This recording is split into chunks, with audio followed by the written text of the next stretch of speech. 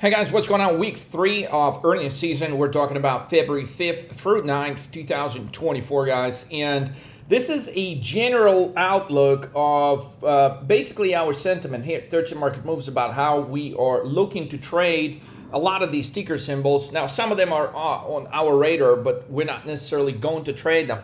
But we've got a report as far as the charts, historic charts, everything on each one of these ticker symbols that are on this list.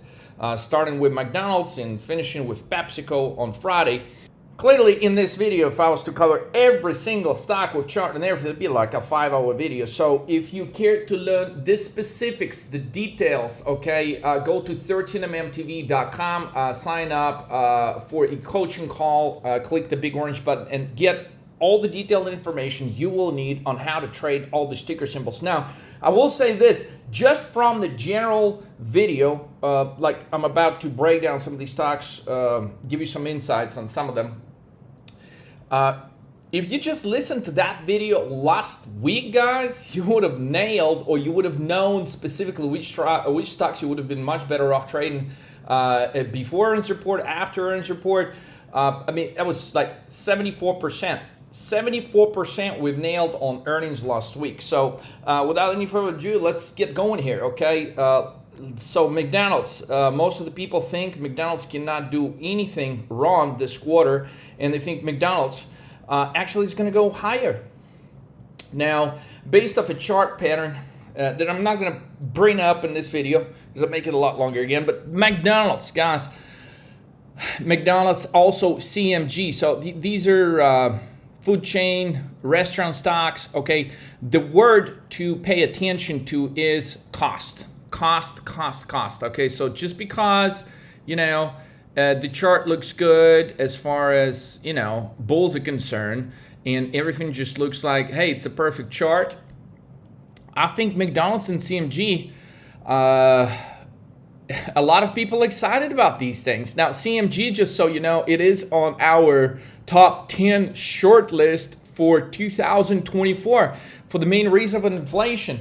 The whole world was screaming, hey, inflation is going to come down. You know, it's not coming down, okay? The only thing that's coming down is the actual employment, which you wouldn't know based off the employment report that we got yesterday. Oh my God, this job report is so strong. It is so strong.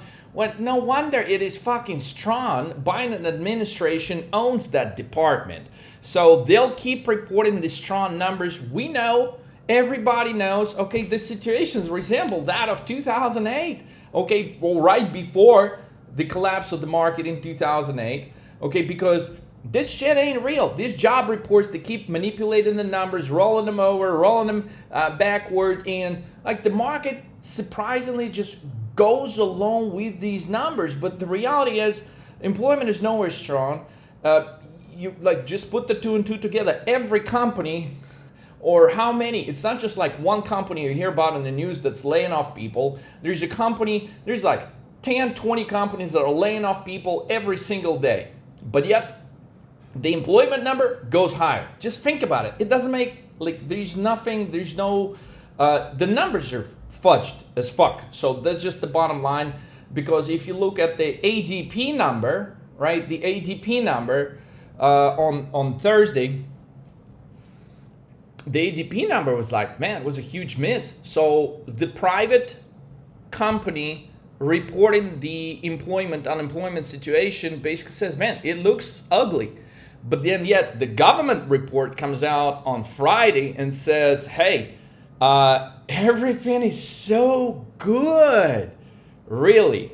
Okay, look, you got to read between the lines, guys. When you're reading this market, you got to read between the lines. They can brainwash some people in the market, but they can't brainwash 13 Market Moves. That's a fact. And that's why you subscribe to this channel, so you can hear the truth.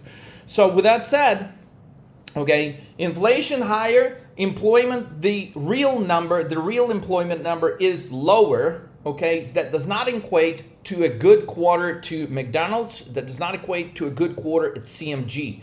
As a matter of fact, I will jump in, just fast forward. I will post a video on CMG, guys, but it could be really ugly. A lot uglier than an average person believes it could even get. I could say this could be the ugliest quarter of all the ugliest quarters. Going back to when CMG, I remember I caught that trade. I had CMG was trading at 408.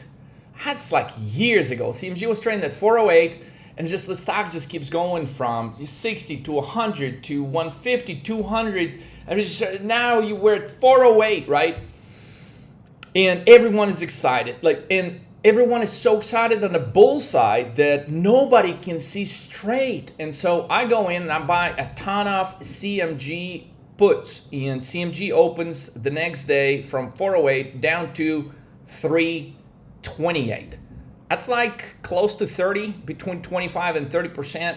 I mean, those puts went fucking 33x, something like that. So huge. Like, this is the kind of quarter we could be looking here on CMG. Now, clearly, if you got a smaller size account, I mean, some of these options, they're going to be way overpriced, because now it's like a $2,400 stock, 23, 2,400. So you want to put and don't be discouraged if you're a trader and like you're looking at these options like, Leo, they're so fucking high. Sometimes it's not how much one contract is, but you should be looking at how much are you paying for the contract in relation to how much it could be worth the next day.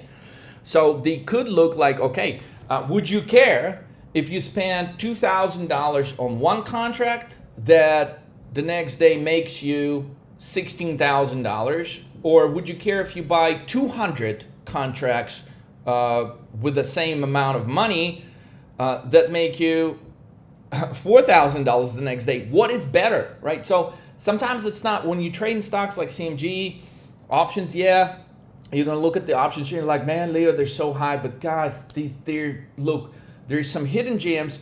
Like sometimes buying a CMG contract for $2,000, just one, okay, can make you like good. Look, a 10x trade is a 10x trade. It's 2K to 20K.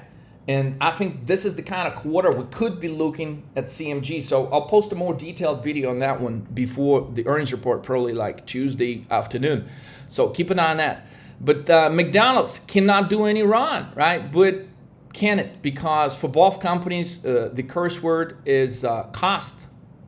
The costs. I mean, they're going to have to come up with a really good story of how they are keeping down the cost, because, I mean, you're not going to McDonald's every day seeing like, oh, well, now the burger's like $3 more, right? No, but the costs are going up for McDonald's. The costs are going up for CMG. So what does that translate into? Well, that translates into lower profits, okay? And considering that the fake employment number is way better than what the reality is, then probably a lot less people are going to CMG, for example, right? So maybe people even staying at home instead of even going to McDonald's, right? Which is, guys, there could be a reality check for both of these restaurant stocks, which also is going to hit the consumer sentiment. We've got some consumer retail stocks that are reporting that I would pay very close attention to. Estee Lauder, okay, Lowe's. I'll give you a good insight of how Home Depot stock is going to trade in not so distant future. This one, Caterpillar, everyone's so excited because, whoa, the story. This is the story in the street, right? Well, they're building so many of these data centers. Man, they just can't. Man, everybody needs that equipment. They're building the hell out of these data centers, infrastructure, data centers. Well, maybe for that reason that the stock is so hyped in a situation of an economic downturn, right? So currently trades at like 315, 313 area. We send the alert to buy the hell out of puts on that. It's overextended. It's got anything like this Caterpillar stock can get hit with a tractor like people don't expect. So this is a really good one. IDXX, guys, this is a $500 stock traded with the 13 market moves coach. This is a very interesting play that we've got in store for you on this one. APD, more like a chemical company, guys. This one, we've got a really interesting setup. I'll definitely talk to a trading coach on that. ALGT, well, that's an airline company, right? That is like price-wise, it's always been the most expensive airline stock. You got like Spirit at $6. This one is like $70, $80 stock. It used to be 160, 165, and this is definitely not our favorite trade, but I think we got exactly a perfect strategy on how to trade that one. And I'm telling you right now, this is not going to be your 10-20xer, not on ALGT, but this could be an easy 5x. So definitely keep an eye on this one, and more importantly, go to 13mmtv.com, schedule a coaching call, and walk through how would you actually trade this, specifically strikes, entries, before, after, time frame, as far as your entry, and as far as how long would you buy, the expiration, how far out. So get all the information there. NXPI, guys, based on what we're observing, okay, some of the strongest semiconductor stocks are showing some signs of exhaustion. Definitely the chart pattern, a lot of semiconductor stocks are showing signs of exhaustion. Now, this is NXPI, guys. I mean, there's nothing wrong with this company. It's a semiconductor trade. Considering the bullish sentiment in semiconductor, hey, probably it goes higher first before it sells off. So basically, we're looking for maybe a move to on an XPI. So this could be a super easy trade if you understand what a move to is. And considering that there's definitely bearish momentum that we see on the charts of semiconductor stocks, it is definitely different from what you're seeing and hearing in the news. So this could be a really, really highly profitable trade, considering how highly bullish the sentiment is, and they're not pricing a move to formation on XPI. VRTX is a stock we've recommended last year when it was trading at in the 300 range. The stock is more like 440, 450 now, and we were bullish on this thing. And this is a moment, I think a lot of biotechnology stocks are priced for perfection, such as, for example, if we jump just a little further to Eli Lilly. Okay, 670 bucks. I mean, they were buying it at 100. I mean, I remember trading this thing at 100. They were buying it at 300. They were buying it at 400. They're buying it at 500, 600, and now it's like, what the fuck? It's a weight loss. Which plays really good into human mentality. I mean, like, you want to lose weight? Fuck. Well, there's two things you got to do if you want to lose weight, okay? If I can hit the gym, okay, go for a good run, hit the gym, do some cardio, lift some weights, and shut your fucking mouth when it comes to consuming foods that are just, is just crap. Chips and fucking McDonald's and all the other shit that's just no good. It's not even real fucking food. I don't know. They put these food additives in chips that makes you crave to have another chip, right? That's why you're sitting there. You can't just have one chip and say, you know what, fuck it, I'm done. No, you need another one, and then you need another one, and another. It's not because they're that good, but there's an additive in that bullshit. I mean, it's all chemically engineered. It's crap. And so you want to lose weight, you cut all that bullshit out, okay? So there's two things. You don't need fucking Eli Lilly, but of course, the world we're living in, everybody wants to lose weight and do absolutely fucking nothing. And within that probably lies one of the biggest fallouts, the biggest destructions that Eli Lilly is yet to face. But as far, like on a grander scale, okay, there's going to be some major health consequences for anyone that takes this bullshit drug, okay? But the world doesn't care. Hey, it's a good drug. Everybody fucking needs it. Even the people that are not overweight, that are slightly overweight, they want to fucking take it. The whole world just wants a magic pill and they want all their fucking problems to go away. Now, anytime you get something like that so hyped, at like 670, anything can go wrong on that earnings, and the expectations are so high. So, guys, this could be a major dropper on a Tuesday. And I've told you early last month, like January 2nd, I think I posted a video on LLY, REGN. I said, man, these stocks, they're going to go way higher. I even said, like, hey, the day I recorded the video on LLI, I said, look, in a few days, it could be at 650. It could even hit 700. So the stock is at 670. And at this point, guys, we are done with the month of January. And there is a historic analog. I don't have time to share in this video, but basically there is a moment a few years ago when certain stocks like biotechnology stocks, they run really strong from prior year into January, but then comes February, they go to shit. So considering the earnings report that we traded on REGN on Friday, the stock dropped.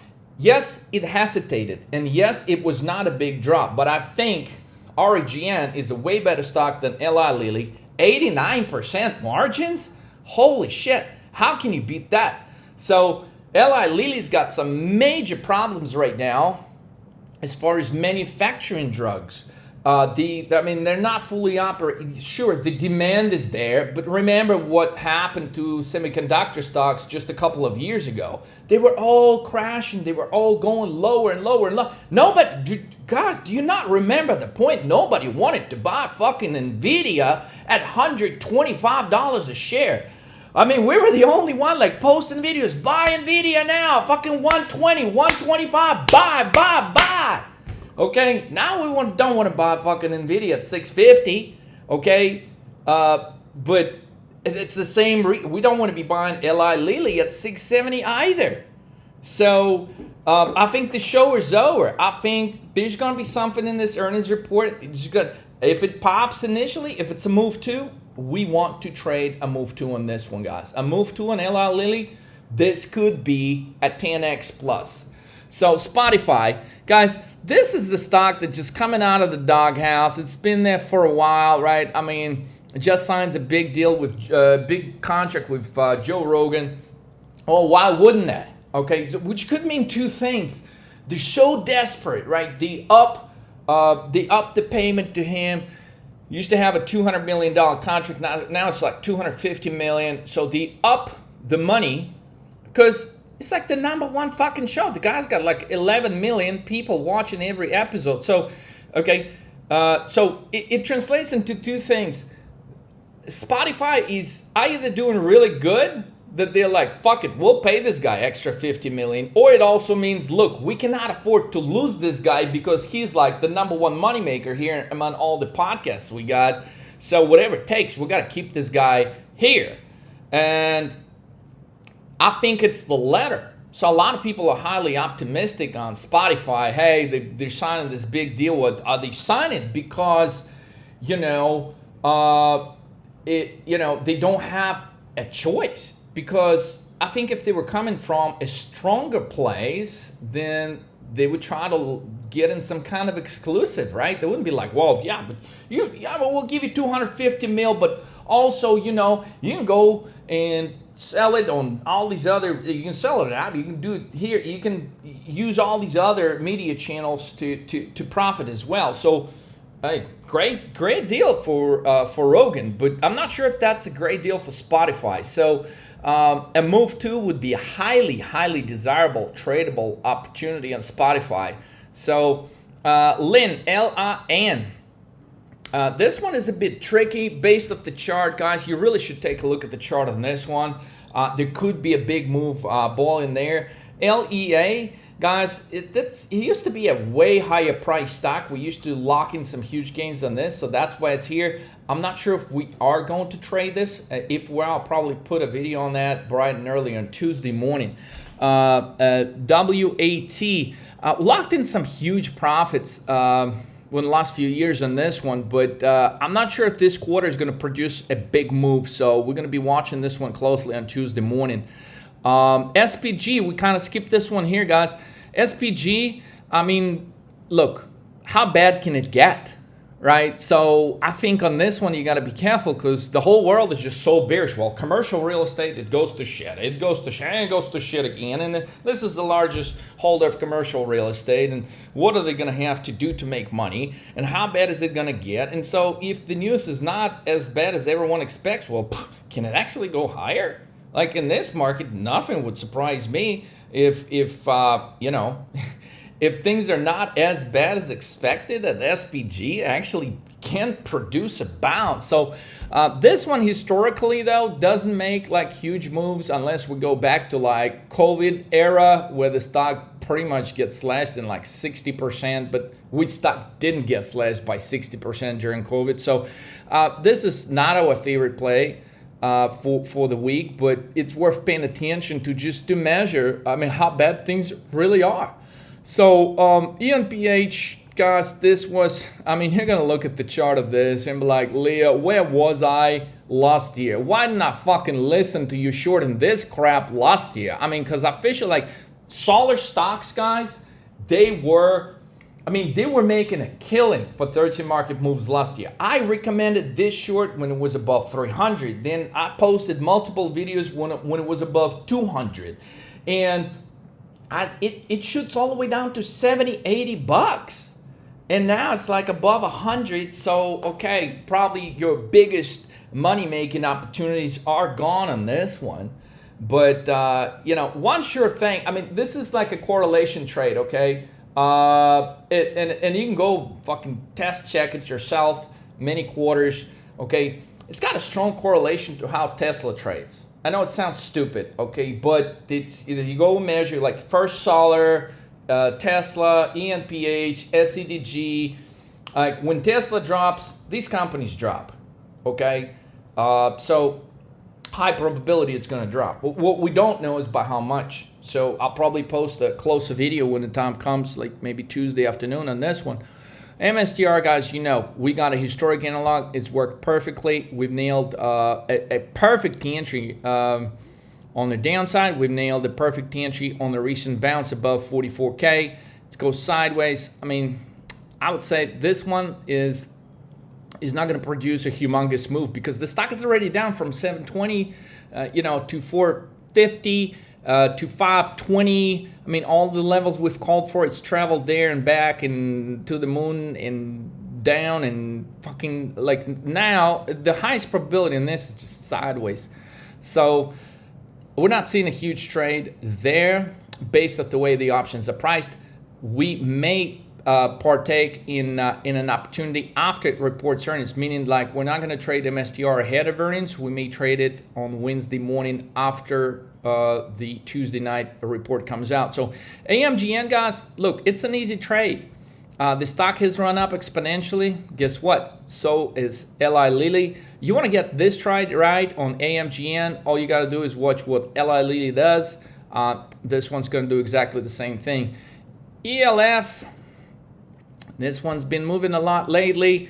I think we're going to nail this trade, guys. Trade with the 30 market moves. But this is the part of the retail, right? It's the beauty stock. ELF, Estee Lauder. We're getting some retailers. And I think the world is going to be disappointed because they're looking at the retail sales number. And they're like, man, that retail sales number came strong on the last report. And I think people went and spent money. I mean, whoa. But I think it's not the quarter that you got to pay attention on EL or ELF, okay? What you got to be paying attention to is their guidance. And I think guidance is going to be total shit. ELF, EL, drop on guidance numbers, okay? BABA, I would love to take a trade on this because it's highly controversial, right? We went bearish on Chinese stocks in the beginning of the year. On stimulus, we went bullish, and then when stimulus bounced went over, we went bearish. At the same time, Kramer was on TV saying, hey, go ahead. I mean, I'm not going to buy it, but you go ahead and buy it. I mean, it was funny. So, BABA, guys, you should know two things. This stock on the day of earnings report can switch directions like a mother. So you don't go with the initial reaction. Okay, you bet against the initial reaction on this one. Historically, it's like 90%. I remember like in the last 3 years, there's only one quarter where BABA went higher and actually stayed higher. Any other time, it drops, you buy it, it fucking pumps, you short it. I mean, it's traded in the opposite of the initial reaction. XPO Logistics has run up quite a bit. It is more of it's a logistics company, but it's more like it's a part of a transport sector. So this would be an interesting one to watch. Normally, it doesn't really do super killer trades and options. So I mean, if you're looking to land a 20x, this is not the one to look at. HLT, some of the travel stocks are beginning to report. We got an HLT report, which actually will give us a good idea of how to trade Expedia, which reports on Thursday night. So these sectors are highly correlated. This would be interesting. I'm probably not going to trade HLT until the earnings report comes out, trying to catch a good size move. Wouldn't certainly not trade ahead of the report. O'Reilly, man, this guy's just been going to stratosphere for the last few years. One of our top 10 shorts this year is AZO. So I'll be watching this O'Reilly report very closely, because what O'Reilly does is going to impact AZO. So if O'Reilly bounces, so will AZO. If O'Reilly drops, so will AZO drop. Very, very good, strong stocks, both of them, O'Reilly and AZO, and they move a lot during earnings. So no wonder if you're going to go look at the options chain now and be like, oh, Leo, damn, they want like half of my account for them options. Yes, so the best way to trade them is after the report comes out. And there's going to be a lot of volatility. There's going to be a lot of movement there. Fleet Core is just watch it. If it does something stupid, trade it. Disney has been beaten down badly, badly, badly. I mean, how much more can they beat this thing up? But considering Charter Communications, I would say, guys, Disney goes a little lower before we get a buying moment on it.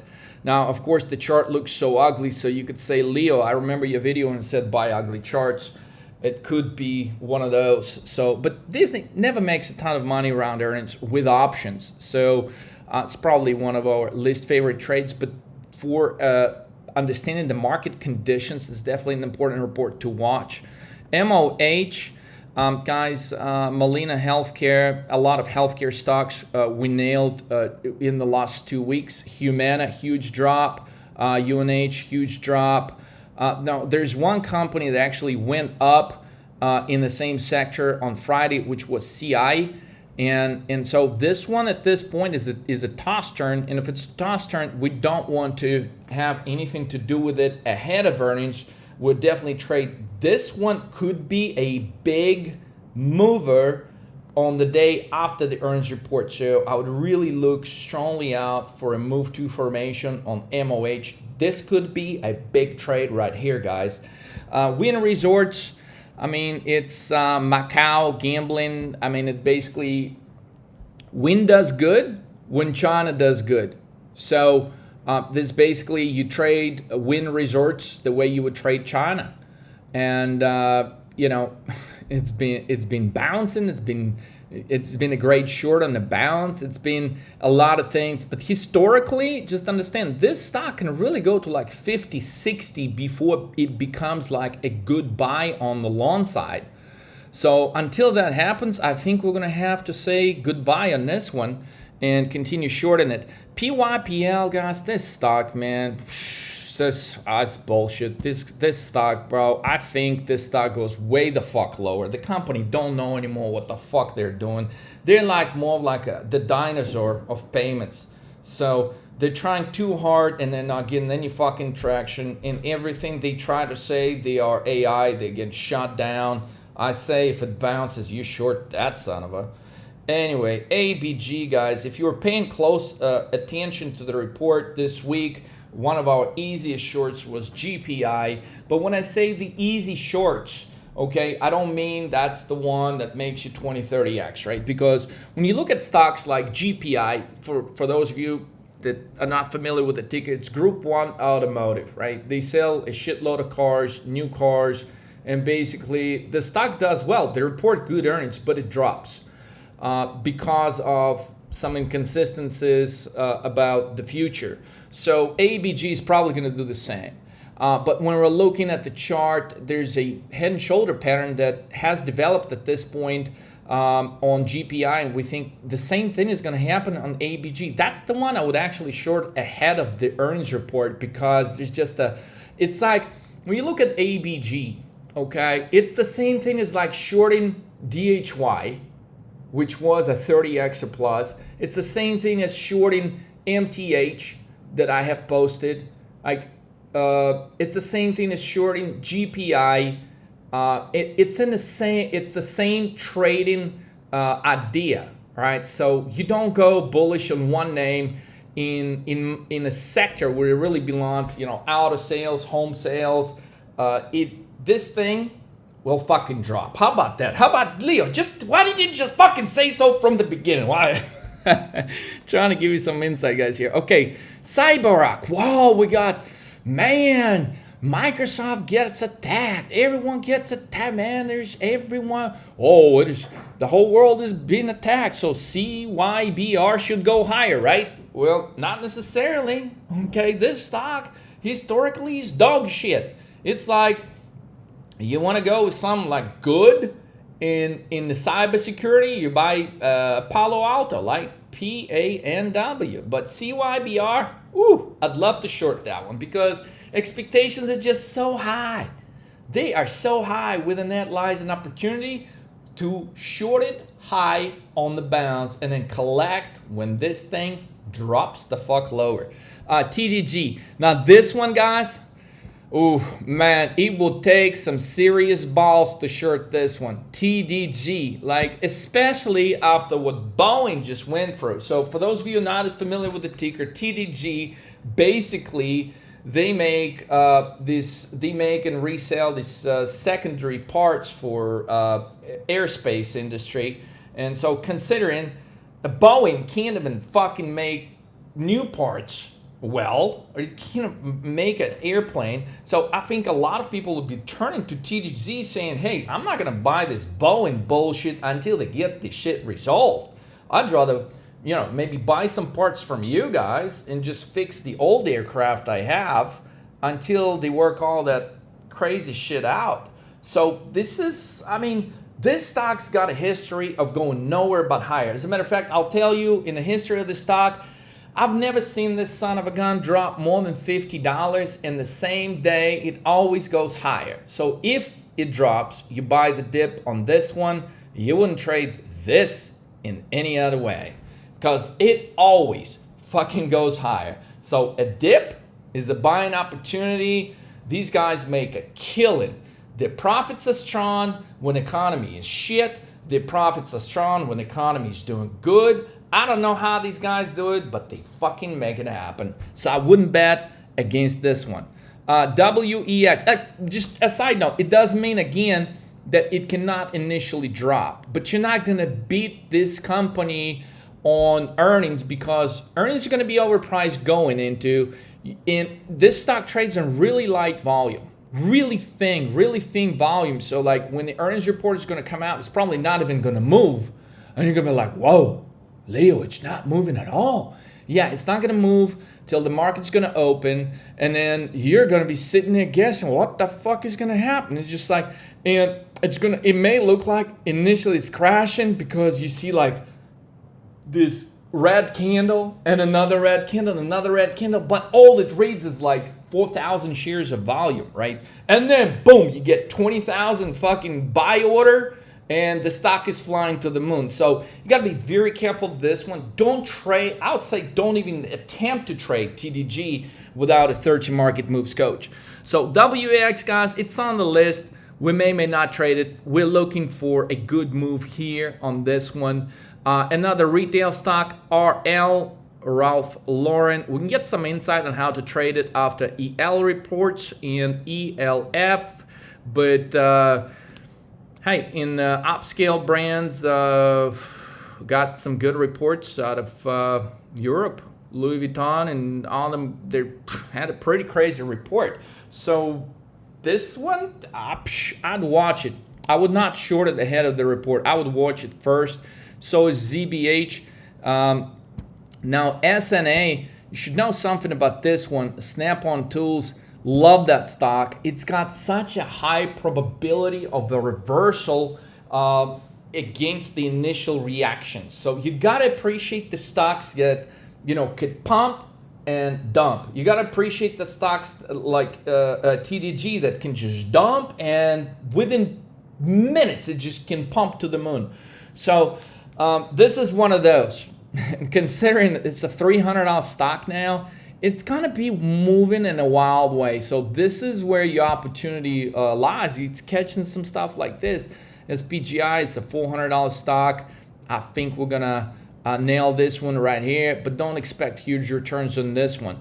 MTD, Toledo, Ohio, guys. Whew, this is a good one to trade. I'm letting you right now. This may not be a good one to trade this week, but this is going to be a good one to short.